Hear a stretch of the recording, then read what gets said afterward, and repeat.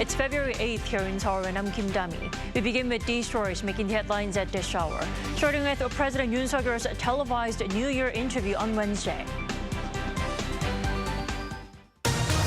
The South Korean leader once again pledged a tight security commitment against growing threats coming from the north. Yoon also noted that his wife's controversial acceptance of a luxury handbag was caused by a lack of cold-heartedness. North Korea says the regime has gotten rid of laws and agreements related to inter-Korean economic cooperation between the South and the North, while the U.S. Treasury Department believes Pyongyang continues to conduct illicit activities to fund its weapons of mass destruction capabilities. Israeli Prime Minister Benjamin Netanyahu has rejected Hamas's proposed ceasefire deal. Instead, he says a total victory in Gaza is possible within months. U.S. Secretary of State Antony Blinken is still hopeful a deal can be reached. President Yoon Suk-yeol held a New Year's interview on local TV to talk about key issues on the peninsula and abroad.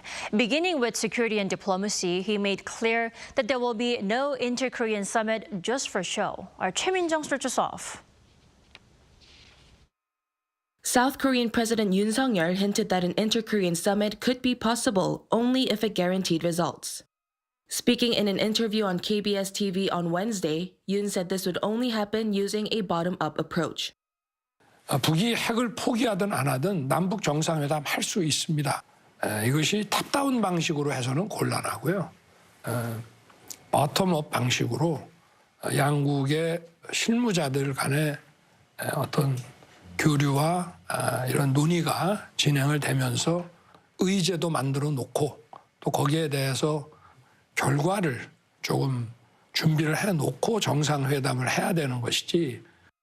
Yoon also said South Korea is capable of developing its own nuclear weapons in a short period of time, but stressed that doing so would be, quote, unrealistic, as it would entail serious economic sanctions. He underlined that compliance with the Nuclear Non-Proliferation Treaty is more in line with South Korea's national interests. Describing the regime as, quote, an irrational force, the president added that the South must prepare to counter not only actions based on rational judgments, but also actions based on irrational conclusions. At the same time, Yoon said he would like to provide humanitarian aid to North Korea to help improve the lives of people there. The president also touched upon relations with South Korea's allies, the U.S. and Japan. Yoon showed confidence that the Seoul-Washington alliance will not be affected by the upcoming U.S. presidential election. 작년에 왔던 그 미 상원의원단이 어떤 의미 있는 얘기를 하시더군요. President changes, but Congress stands still이라는 얘기를 하더라고요. 저희는 뭐 한미 간의 관계는 동맹을 더 강화하고 동맹을 더 업그레이드 하느냐 아니냐의 문제이지 저는 뭐 큰 적이 없을 거라고 보고 있습니다. And regardless of South Korea's recent rulings on forced labor compensation, Yoon stressed that Seoul-Tokyo relations have been restored. He explained that the ties were normalized last year as security cooperation between the two sides, as well as with the U.S., has become crucial against North Korea's nuclear threats. Regarding relations with China, Yoon said he doesn't think the basic principles of national policy and diplomacy are different between Seoul and Beijing, adding there is no need to be overly concerned. On Ukraine, the president said the supply chain issues emerging from the war can only be solved through international cooperation, and noted that South Korea is making various efforts to prevent any risks. Choi Min-jung, Arirang News. Now, turning over to domestic politics, President Yoon says this year he'll push so that people can feel his policies. He also took the interview as an opportunity to share his thoughts on personal issues. Our Kim Do-yeon with details. On the domestic side of the 90-minute interview with KBS, President Yoon Suk-yeol had the chance to dive deep into his policy vision for 2024.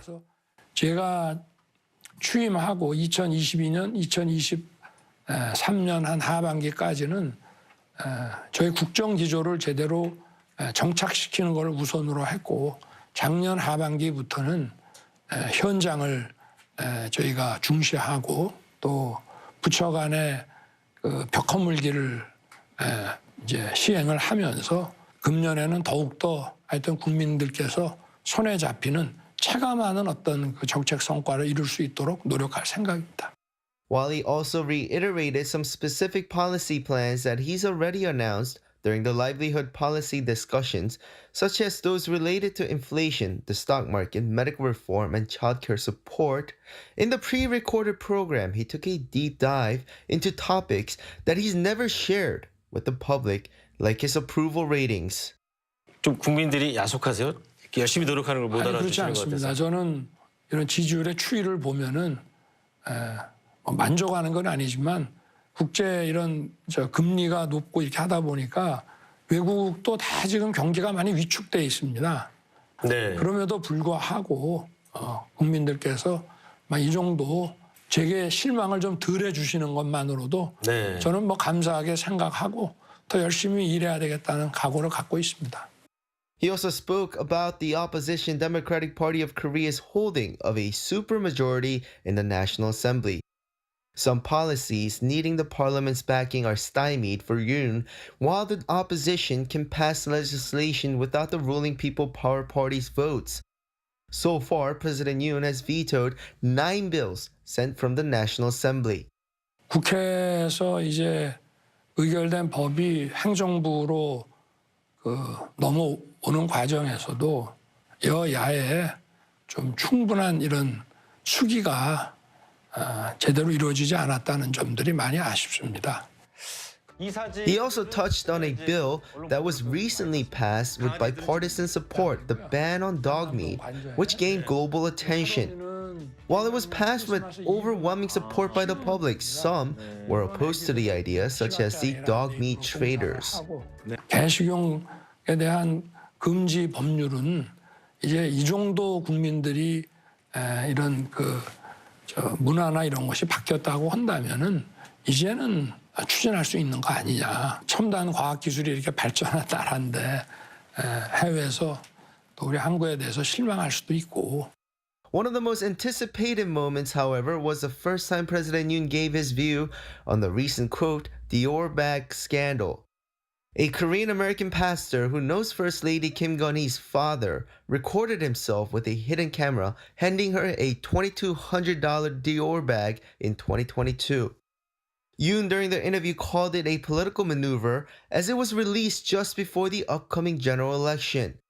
However, he did emphasize that it was something that should not be repeated.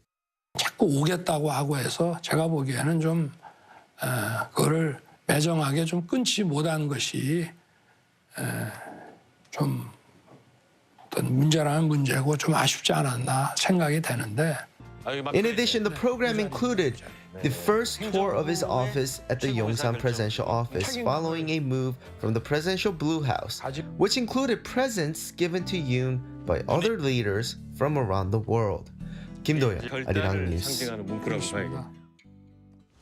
North Korea has abolished laws and agreements related to inter-Korean economic cooperation between the two Koreas. According to the North State-run media on Thursday, a plenary session of the Supreme People's Assembly meeting on Wednesday saw the abolition of the Inter-Korean Exchange and Cooperation Act, the Mount Kumgangsan International Tourism Special Zone Act, and its enforcement regulations and agreements related to inter-Korean economic cooperation.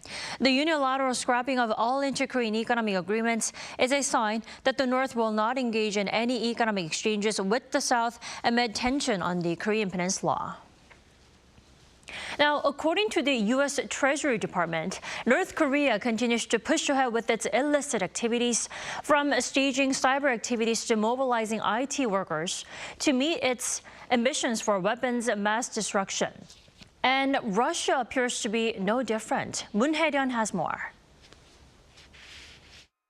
The United States has identified Russia and North Korea as the highest risk threat actors due to their illicit procurement and revenue generation efforts. A review of data on North Korea's cyber activity came in the 2024 National Proliferation Financing Risk Assessment, released on Thursday by the U.S. Treasury Department, along with separate reports on money laundering and terrorist financing. Proliferation financing refers to the act of providing funds supporting activities regarding weapons of mass destruction.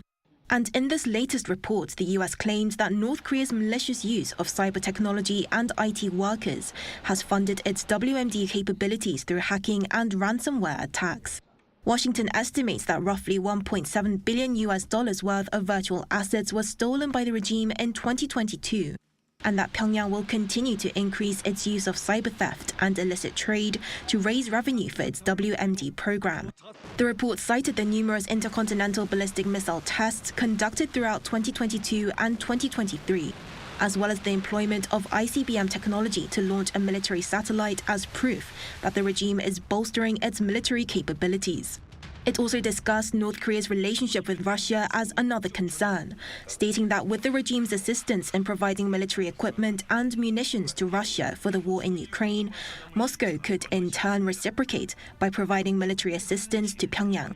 In a podcast conducted by The Washington Post on Wednesday, the U.S. Deputy National Security Advisor for Cyber and Emerging Tech, Ann Neuberger, also spoke out on North Korea's use of tech to fund their WMD program. She claimed that the North's creative and innovative methods to glean billions of dollars meant that the U.S. needed to reevaluate standards of red teaming and data training.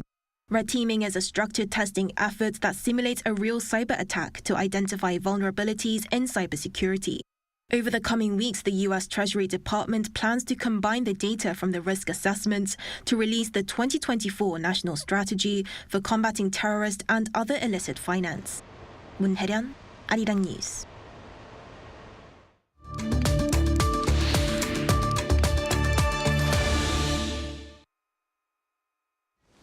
Instead of choosing to visit grandparents or relatives, planning for an overseas trip during Lunar New Year holidays is no longer an unfamiliar scene here in South Korea.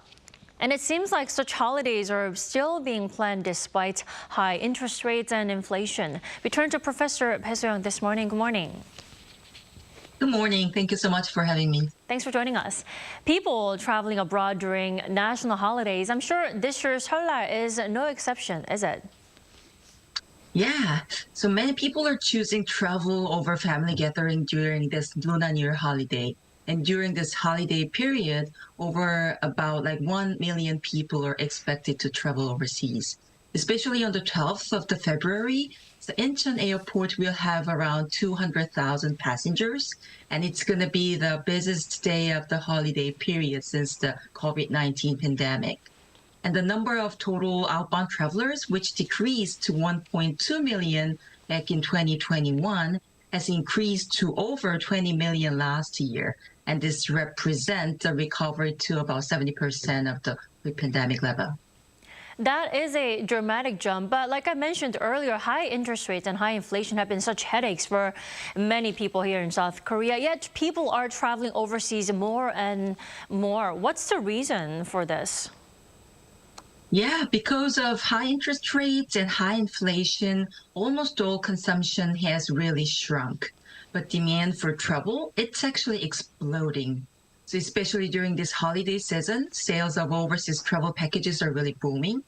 Such phenomenon can be fully explained by still pent-up demand for overseas travel, which had been fully suppressed during the pandemic period. And also, it's possibly because Koreans feel relatively more comfortable to make overseas travel and overseas consumption due to the severe inflation rate in Korea right now. Definitely. Then we have to talk about the popular destinations among people. Now, which country is the most popular destination this year then? Well, Koreans prefer traveling nearby destinations like Asia, constituting almost 80% of their outbound travel choices. In 2023, Japan, Vietnam, and Thailand emerged as the top preferred destinations, and it's anticipated that there will be a similar trend during this Lunar New Year holiday as well. Japan particularly has gained immense popularity among Koreans in recent years because of its proximity and also favorable exchange rate. So it has contributed to its status as a popular destination. Compared to the steep price hikes at domestic tourist destinations, overseas destinations like Japan are showing high satisfaction level among domestic tourists, and also they offer better value for money. So it sounds like the closer, the more popular. It's good that we now have more freedom to travel around the world, but I'm sure this is not necessarily the best phenomenon for the domestic economy, is it? Yeah, indeed.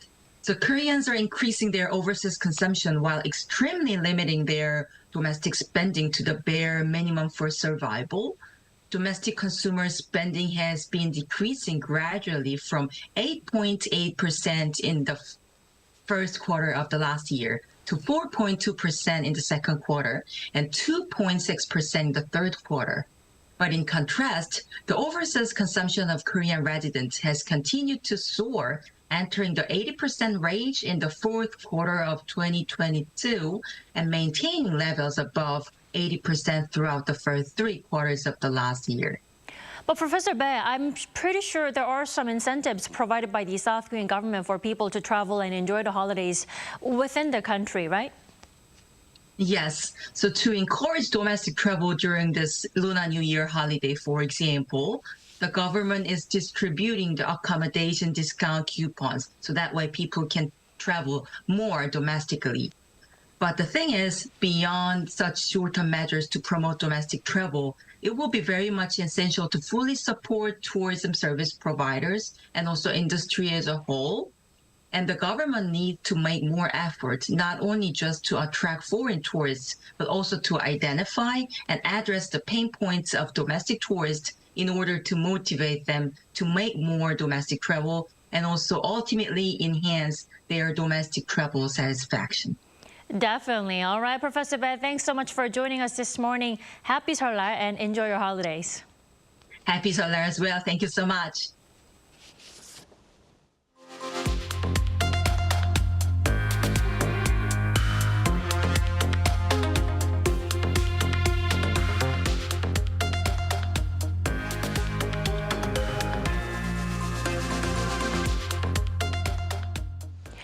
Israeli Prime Minister Benjamin Netanyahu has rejected Hamas's proposed 135-day truce plan, insisting total victory in Gaza is possible within months.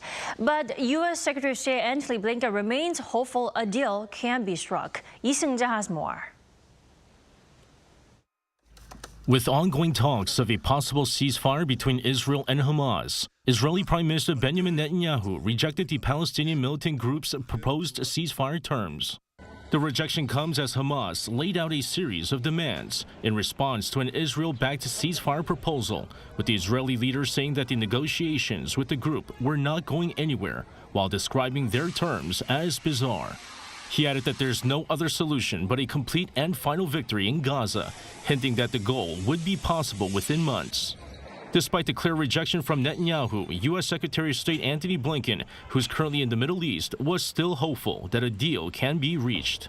What I can tell you about these discussions is that while there are some clear non-starters in Hamas's response, we do think it creates space for agreement to be reached.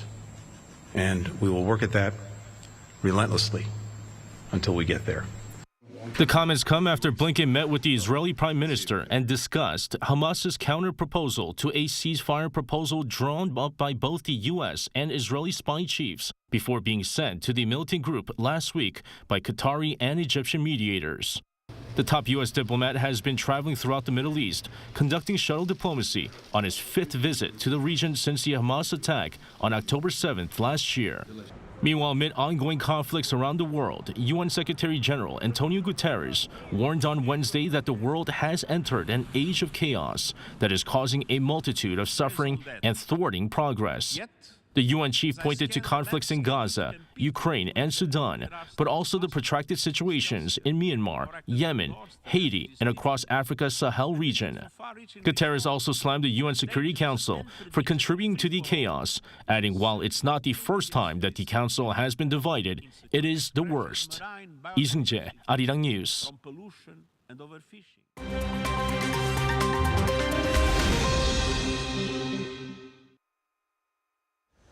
Good morning, I'm Kim Seong, and now we turn over to stories from around the world. We begin today with the forest fires in Chile's central Valparaiso region, where the death toll as of Tuesday has risen to at least 131 and more than 300 are still missing. Chile's legal medical service stated that they have identified 35 of the deceased. The forensic medical service said that many bodies recovered were difficult to identify due to the severity of the burns. During his visit to the region, Chile President Gabriel Boric announced a plan to cover water bill costs and donate furniture used from the 2023 Pan American Games to the forest fire victims. The wildfires, which began last Friday, have burned almost 10,000 hectares in Valparaiso region, damaging thousands of homes. The fires are thought to be Chile's deadliest disaster since the 2010 earthquake. Moving over to Pakistan, where on the eve of the country's general election, 2 bomb blasts in the Balochistan region have killed at least 30 and wounded dozens. Late Wednesday local time, the Islamic State claimed responsibility for the attacks via a statement posted on Telegram Messenger. In response to the blasts, Pakistan has closed its western border crossings with Afghanistan and Iran until Friday to tighten security during the election. Both blasts took place in the troubled southwestern region of Balochistan. The first attack near the election campaign office of an independent candidate in Pishin killed 18 and wounded at least 30.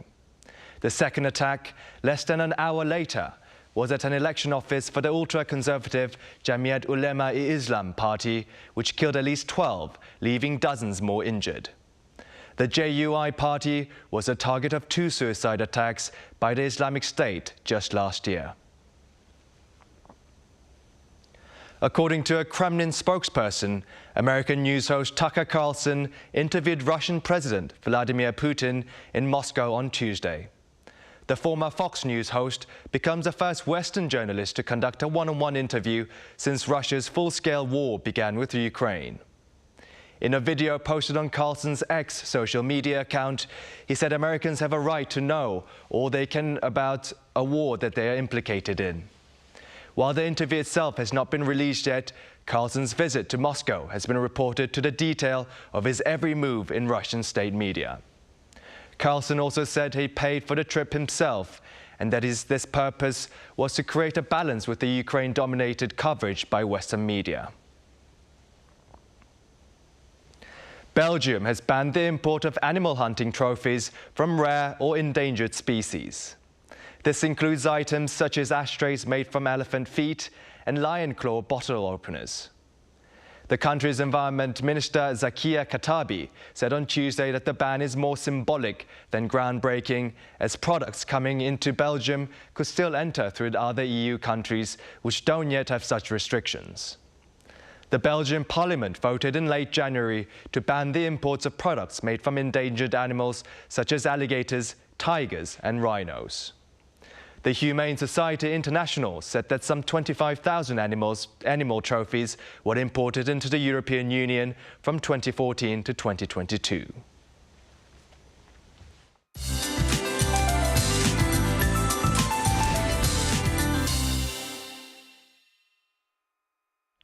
Good morning. It's the eve of the Seollal holiday and the weather looks promising for most parts of the country.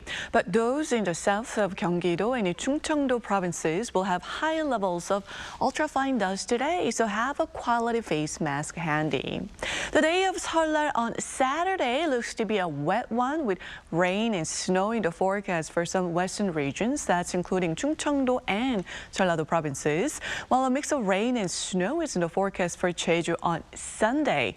Then the last day of the holiday will be a sunny and toasty one nationwide.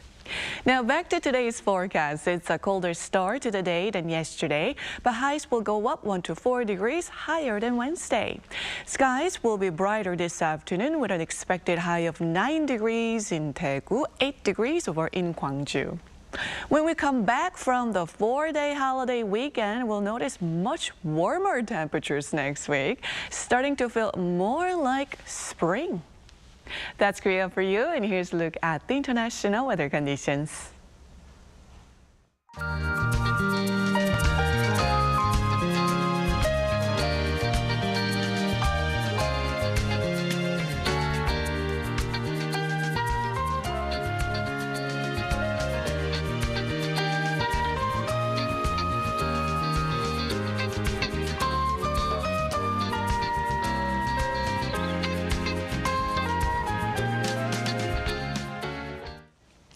That is all we have at this hour. We'll be back next week on Tuesday after the Lunar New Year holidays. Thanks for watching.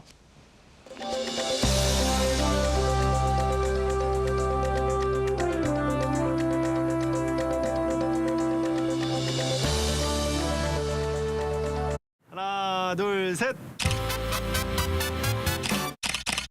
Hey, Mr. Cupid, who's mine? Make sure you listen to what I say. I may be stupid or quite naive.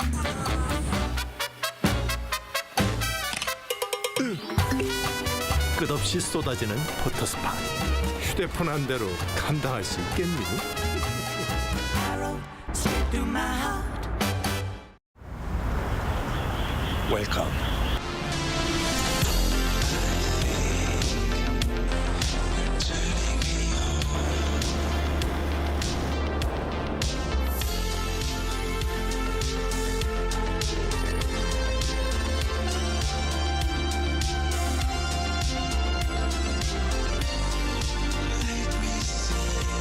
(24시간) 불이 꺼지지 않는 나라 감당할 수 있겠니?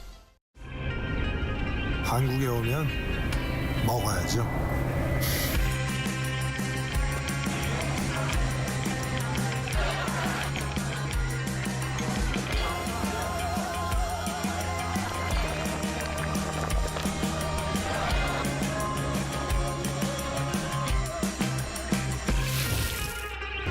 먹어도 끝이 없는 나라 감당할 수 있겠니?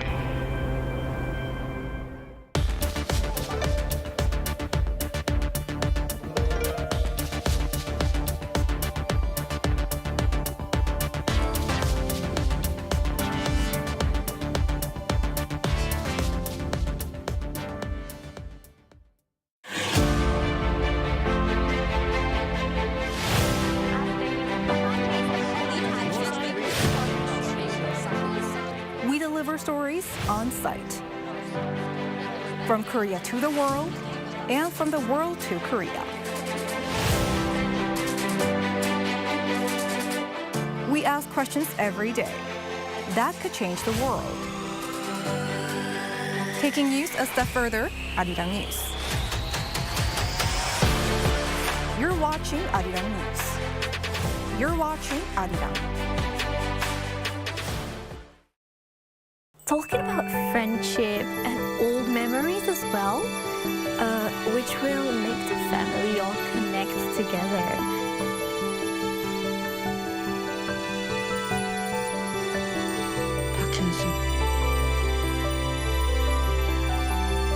저게 와이가 니 맨날 쫓아다니던.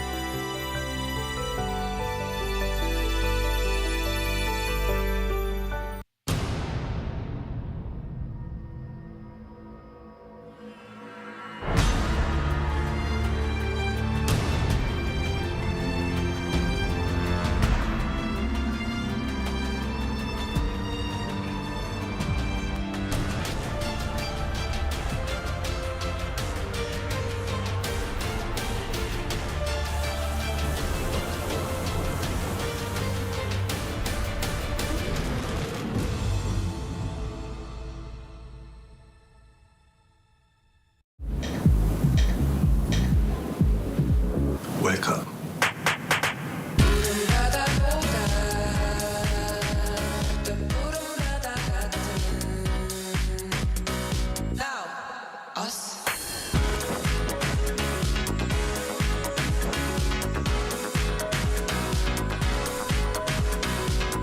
엄청난 에너지를 춤으로 뿜어내는 나라 감당할 수 있겠니? 하나, 둘, 셋. Hey, Mr. Cupid, who's mine? Make sure you listen to what I say. I may be stupid or quite naive.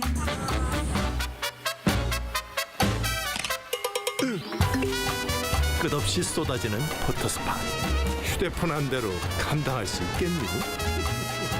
Arrow straight through my heart. 웰컴.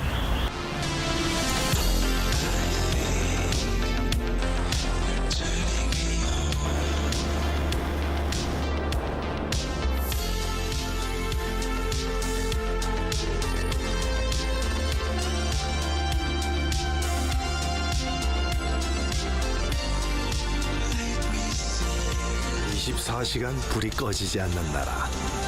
감당할 수 있겠니?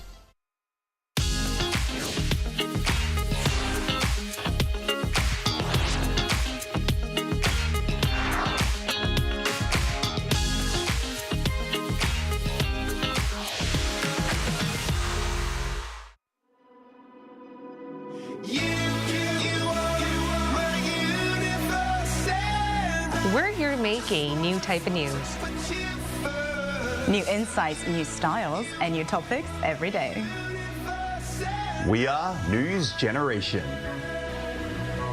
Making news just for you. It's February 8th here in Seoul. I'm Yoon, and you're watching News Generation. And today, I'm wearing hanbok in light of Seollal, which falls this Saturday. How do I look, guys? You look great. Absolutely amazing. Yeah. Well, thank you. And joining me in the studio is Cheska Dain-hong. Cheska, tell us a little bit more about your outfit. Yes, so I tried to resemble a bit of them, take a modern twist. So I have the little tie that you have in the traditional hanbok.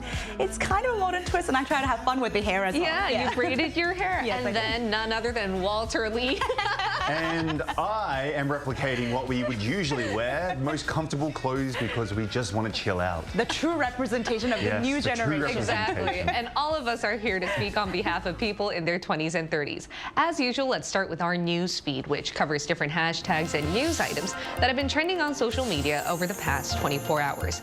The National Tax Service on Wednesday found the total income of content creators like YouTubers or internet streamers exceeded over 1 trillion Korean won, or around $753 million. As of 2022, there were 39,366 people who registered themselves as content creators. The number of people who identified themselves with such occupation and their total income has increased year by year. The top 1% who earned the most among content creators earned around $25 million. And from this Valentine's Day, February 14th, all foreign tourists will have to pay around $10 when visiting Indonesia's famous resort island of Bali. This even includes children. Indonesia has decided to tax incoming travelers to improve tourist services as well as better preserve the environment following recent overcrowding incidents. This year alone, Bali is expected to attract 7 million tourists. Last year, the island welcomed 5.2 million travelers. And for the past few weeks, many soccer fans couldn't take their eyes off the screen as Team Korea reached the last four at the Asian Football Confederation Asian Cup in Qatar. The Taeguk Warriors earned the moniker Zombie Footballers for their seemingly unstoppable stamina and performance for each game. But on Tuesday night, Team Korea got knocked out in the semifinals with a 2-0 loss against Jordan. Despite stating that winning the Asian Cup was his goal, the team's head coach, Jurgen Klinsmann, had said he won't step down. At a post-match press conference after the semifinal loss, Klinsmann was asked if he was planning to resign. He answered that he's not planning to do anything, but analyzed the last defeat to prepare for the next upcoming games. And fans haven't had the best history with Klinsmann. His tenure with South Korea, which began last March, has been painted with scathing criticism from fans and the media. Football fans often criticize the coach for his decision to spend more time overseas and his ill-timed smiles after opponents score a goal. And this time, Klinsmann is taking bigger blows, mainly because South Korea lost its chance of winning a crown in the Asian Cup against Jordan. Jordan, ranking 87th in the world, had been considered a relatively easy opponent for Team Korea, ranking 23rd in the world, and currently boasting top Asian players like Son Heung-min and other Europe-based stars. And if I bring the newsfeed to the studio, what do you guys think about such news spurring after Team Korea flopped on the international arena? And did you guys watch any AFC matches yourself? And can you really understand just how disappointed fans could be? Yeah, so as a massive football fan myself, I can definitely understand the disappointment that Korea is feeling at the moment. There was always a lot of criticism going in under Klinsmann because of his playing style and how it doesn't fit to Korea's playing style. He's more of a kind of free-range kind of coach, where I think Korea is more of a structured team, and that's what they need very much under Paulo Bento, is a different style. Now, I didn't watch the actual last game that, Korea was in, where we lost against Jordan, but this Asian Cup has been sort of an underdog Asian Cup because we were expecting Iran to win last night, but instead Qatar won. Yeah. So it's been a lot of ups and downs. Japan also was knocked out, where Japan and Korea were supposed to be the favorites to win the cup. But yes, let's hope that Son Heung-min, our dream captain, gets another chance and possibly gets some international gold before he gets too old. But yes, also for Korea, let's hope there is a better future ahead of us. I think a lot of attention was spurred for the AFC this time around because a lot of people had their hopes up, given that we were a very strong national team this time around. I was a little disappointed myself, but then again, I completely understood given the fact that all of our players and even the coach tried their best. What were your thoughts on the story? You know, I'm just going to preface that I'm not the biggest football buff, the European football buff, but I just want to say I've read some comments, and while I do believe, I understand the disappointment of the Korean fan, I've heard that when Paulo Bento first joined the team, he was also grossly sabotaged and criticized by angry fans. But now they call him the Penboji, which is a combination of Bento and father. So again, I don't want to get too into it. But even Sonny said after the Malaysian the game to not react so quickly and make harsh comments for his teammates because they are human beings after all. And if anything, I was actually quite inspired after the Malaysian game because it was the Korean soccer coach Kim Pang-gon that led the team to score in the first time in 17 years in the AFC. So, you know, if anything, I think we should really take some time to appreciate what we can and take a little bit of backseat when it comes to emotionally, you know, reacting too emotionally to certain things. Exactly, and as Sonny said, as the captain said, we should take his word into account because every single time we have a big match like this at the international arena, I feel like a lot of fans are really disappointed to the point that they drag these players down. Right. But at the end of the day, I think it's us that should be applauding them and cheering them on, given that they did try their best and trying to bring Korea back to its national prestige. Now, moving on, we're going to switch gears to our main discussion topic. As you can see, I'm wearing such a beautiful hanbok today, and though it's not completely a traditional one with more toned down colors, it is a themed hanbok that also garners a lot of popularity among the young generation, and a lot of people wear hanboks like mine in light of Korean Lunar New Year, Seollal, one of the most important holidays of the year.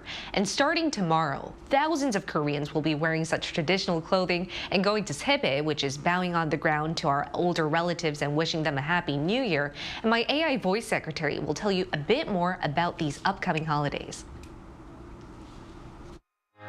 This year, Seollal falls on February 10. Seollal is one of the most important traditional Korean holidays. As a national holiday lasting for days, it commemorates the first day of the lunar calendar. While Lunar New Year is celebrated in countries across Asia, each country, including Korea, has its own unique customs and traditions. One tradition is to travel back to family homes and meet relatives. Another old tradition is charek, which is setting food and paying respects to one's ancestors. Sajuk, or fortune-telling, is also popular. Watching the first sunrays and kite flying are also some Korean traditions during Seollal. And this year's Seollal falls on February 10th. It's to celebrate the Korean Lunar New Year. This time around, we have a total of 4 days off, and it all starts from tomorrow. And I don't know about you guys, but I'm very excited to have 4 days off, go see my relatives. How excited are you? I'm very excited. I mean, I kind of did say on the Christmas season that Christmas is my favorite holiday, but Seollal, I really do love it for a number of reasons. One, just to tell you guys, it always falls right after my birthday. Oh, really? So today is my birthday. Oh, really? Really? Happy birthday, Cheska! This is how close we are. This is how our teamwork is. Yeah. I knew that.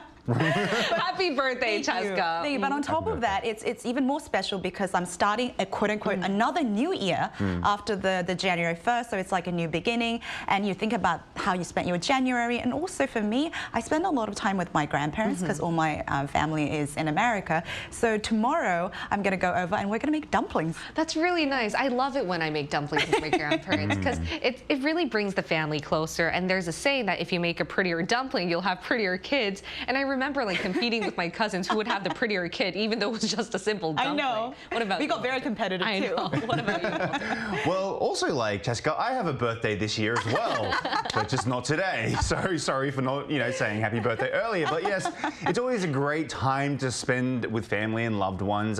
For me, Though it's a little bit lonely because a lot of my family lives in Australia. So I do get to spend time with my wife's family and they're very loving and caring and bring me in a lot. But it does give me some times where I'm like, oh, I do miss my family and I want to go home and see them. But, you know, for me, it's as a freelancer, it's not exactly what I would call a holiday because I still have to work during that time. But I am looking forward to the time spending with my daughter and also my wife's family. So it is a good time of the year anyway. It is a great time of the year. It's also one of the most important holidays of the year, given that it's a national holiday. And today we're going to be comparing the years-long Seollal traditions with some more recent ones led by our generation. So Cheska, why don't you start us off by telling us how exactly millennials and Gen Z, including yourself, are planning to enjoy the Lunar New Year holidays this year around? So one of the things that because of the inflation and the MZO's intentional spending, what we call, they're very money savvy, right? The trend is to be, you know, kind of savvy with how they spend their money. So one of the things that they do a lot is they do a lot of online shopping. As you know, we're the thumb generation. So you buy a lot of discounted presents and goods online. So that's one thing that we do. Another thing that we try to do is now they have a lot of single families. So they have small packaging of foods and presents. So our grandparent generation is so used to like the over generous, like feeding them and graciously preparing food until you get so stuffed. I think our generation is more about, you know, quality over quantity.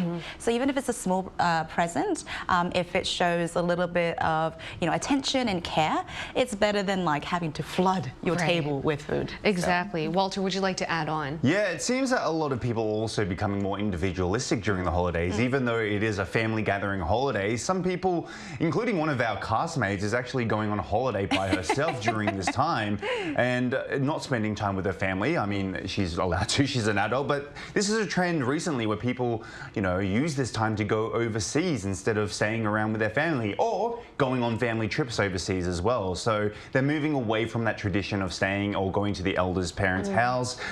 It's also a time where I'm surprised about this. A lot of part-time workers take advantage of this and some, not all, but some places will give you more money for working on those public holidays. So this is a great time for people who want to save that extra little bit of money over the holiday period by working on those days. Exactly. So as we saw in the introductory video, though we have many traditions where it includes like ancestral rituals like chade or bowing down, doing sepe, or going around the road. And especially during Seollal, the roads are just jam-packed with so many cars. We see a lot of discounts for public transport because the government knows that a lot of people will be moving about. But from our generation, I do think we're spending a lot of individual time, whether that be trying to earn more money or just going on vacay, like doing international travel. And because of such changes in behavior, we've also seen consumer trends and spending patterns change, especially during the holidays. So Cheska, walk us through. Yes, as you mentioned, I think traveling is one of the big things that people spend a lot of money on also.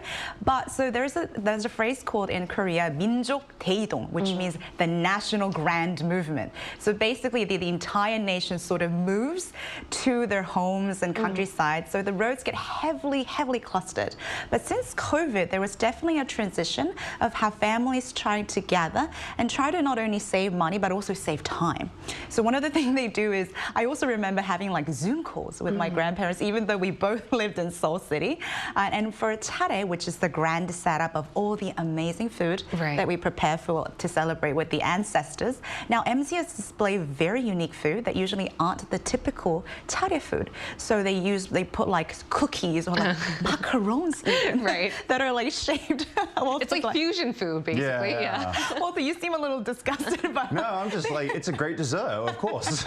And I mean, in our family, we also do like cakes always after the chare food. So, and they're using like iPads to replace like traditional setup. So they're getting very creative in terms of not only saving money, but also being very efficient. I think it's customization. That's another key word that really describes our generation. And traditionally, chare food, it's usually preparing food that our ancestors would like. But then nowadays, our ancestors might be having a modern taste. Maybe they might like the taste of chocolate macaron. Exactly. Maybe they'll want to try what's in France or something. What about you, Walter? Would you like to add on? Yeah, so it kind of goes on with saving money, but some companies and co-workers, they give gifts to their employees during this time. A lot of examples are like big spam gifts or shampoo sets or whatever. Now, a funny trend amongst our MZ generation is that they're actually selling off those gifts and they decide to save the money for themselves. I know I've actually recycled gifts that I've gotten from companies before. What? Yes. You did? To give to my parents-in-law. That's okay. They're not watching because they're too busy on the way here, actually. And that saved us from buying them something. So yes, saving that money as well was really good. Am I cheap? Yes. But like I mentioned, it was a product that I would use. Savvy. Yeah, money savvy. Money savvy, yes. yeah. Now, another tradition that has seemed to change is the sebetdon, right? So the money that is given when you're exchanging the elders to the youngers, right? Now, these days, obviously, with the thumb generation, we're deciding to do a lot of our transactions online rather than give them a personal envelope. Yeah. Exactly. So it seems that people are maybe getting more creative or a little lazy and just deciding. Or efficient. Yeah, exactly. I mean, I don't know if you have to bow while they're making the transaction, but yes, it's changing these days through technology. Do you guys remember the good old days when we used to all wear hanboks like mine, and there was a 복주 money? There was like a pocket. Yeah, and then once you get the money envelopes from your elders, like you would go to a different room, check the money, and then put it back in your pocket just for the sake of it. Now, we've talked about all the festive sides about this holiday, but many millennials and Gen Z also find it to be a time when it could be quite stressful and even burdensome. Now, could you relate to this? Luckily, my family is in New York and we live pretty much very far apart. Them on the East Coast and me on the West Coast, so we never let our grandparents or even parents get to us. But even in our family, at least the grandparents' generation, the women do all the work and they do have a little bit of family lecture time that kind of goes on. So from my friends, I've heard of the so-called 명절 스트레스, which means stress on national holidays. So let's find out what ruins the mood for this celebratory day. So when asked some of the reasons for being stressed out during this festive family holidays, the top reasons were, the predominant top one was the family lecture season on careers. What kind of jobs are you having? Where's your future headed in life? Closely followed by relatives and parents asking about, when are you going to get married? Who are you dating? Why are you dating? And the rest were actually very low, almost in a single digit. So we can clearly see that it's the parents and the families and the lecture that actually causes a bit more stress than having to work on a national holiday or having to actually spend money on national holidays. And maybe these may be the reasons why you guys explained that we're seeing a new trend of new generation actually leading on different holiday traditions. Now, we're going to switch gears to our viewers' comments now. We asked our viewers if they also felt like the traditional holidays have evolved over time, especially from our generation. If you take a look at the screen, you can find out what 3 of them had to share with us. Let's start with Ramsey. Ramsey said holidays are now too commercialized. Like it's always the Christmas sale that flashes through the screens rather than the essence of Christmas. Also before, Christmas parties served as reunions for families who haven't seen each other for a while now mostly people just meet their relatives online. There said in the Philippines, the atmosphere of the Christmas season is different because in the past it was much more fun and noisier, bigger, and back then. Maybe because people choose a quiet and simple celebration nowadays. In most Portuguese high schools, there are 3 terms and they all finish with 3 vacations, Christmas, Easter, and summer vacay. And as these dates are quite religious, there are some schools changing to semesters, so there are some random vacation weeks, and that was from Evel Perino. Now, the Lunar New Year holidays definitely hold so much significance to many Koreans. While most will be busy on the roads going to visit their relatives, there's some 2.2 million foreign residents in Korea who experience the holidays in a somewhat different way, and we're going to be hearing from one through a live interview.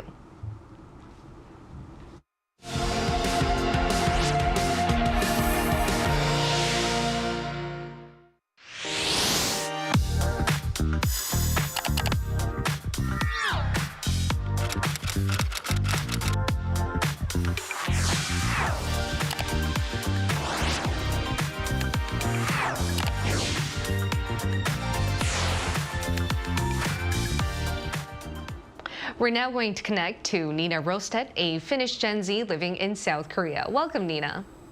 Thank you, and Happy New Year. Happy New Year. Happy New Year. Nina, we'd like to ask how long it's been since you've lived in Korea and what you usually do during this time of the year for the Lunar New Year holidays.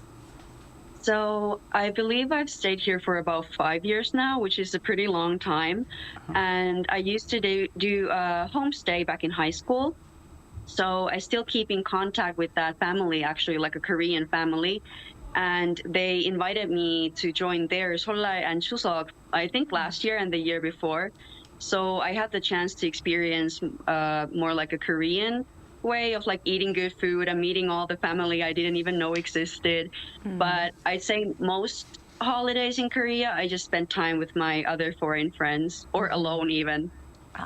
And you know, as you may know, Seollal is the Lunar New Year, which is usually celebrated in a lot of Asian countries. But we are really curious, well, how is it different in the Finland when they celebrate the New Year compared to here in South Korea? So we don't have a Lunar New Year. We only have the 1st of January. And for us, Christmas is more about like family, like Seollal in Korea. And the New Year's is you either spend it with your family or you might have a party with your friends. But one thing we do is we actually do fortune telling too. What we do is we take a piece of metal and we melt it and then pour it into cold water. And then the shape that it takes will actually tell the fortune of your upcoming year. So that's a similarity and a difference at the same time. That's really cool. And Walter, would you like to ask the last question? Yeah, do you have actually any special plans for this Seollal? Well, actually, my birthday also falls on the eve this year, so I will be celebrating. Happy birthday. Happy birthday to you too. All right, it's a double special day for you. Now have a wonderful Seollal. It was a pleasure talking to you today, Nina. Thank you. You too. All right, and ending off, why don't we share our greetings for us? Because we won't be able to see each other for 4 whole days. I know, you seem so excited. I know, but what would you like to say in light of Seollal? Would you like to greet each other or like wish each other anything, starting with you, Walter? Well, I'm just looking forward to spending time with my wife's family and obviously my daughter, and I hope that everyone around Korea is also going to spend time with their loved ones. It doesn't have to be particularly their family, just someone who's very special to them. All right, what about you, Cheska? You know, it's the blue dragon year, so I hope everyone soars high like the dragon. All right, and I would like to say, I'd like to teach you guys a Korean phrase. It's 새해 복 많이 받으세요, and this is a usual greeting that we say during this time around, greeting you and wishing you the best year. Even though we had our New Year, it's Lunar New Year, so hopefully you can start off new. And in the meantime, we'll be here every day from 9:30 to 10 a.m. Korea time, bringing you more topics young people are talking about. Special thanks to Cheska Dainhong, 새해 복 많이 받으세요. 새해 복 많이 받으세요, and Walter Lee. Lovely to be here. All right, and thank you everyone for watching. Have a wonderful Lunar New Year holiday, and we'll see you next week. We are News Generation.